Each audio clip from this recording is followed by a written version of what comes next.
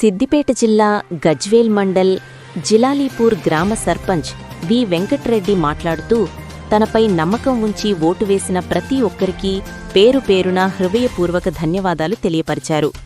భవిష్యత్తులో ఉప సర్పంచ్, వార్డు మెంబర్లు గ్రామ అభివృద్ధి కొరకు కలిసికట్టుగా పనిచేస్తామని తెలియపరిచారు.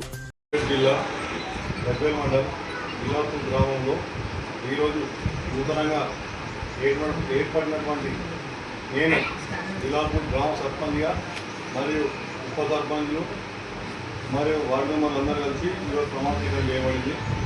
ఈరోజు నుండి మా జిలాపూర్ గ్రామంలో అభివృద్ధి లక్ష్యంగా అందరం కలిసికట్టుగా పనిచేస్తామని చెప్పి ఊరు గ్రామ ప్రజలందరికీ తెలియజేస్తున్నాము.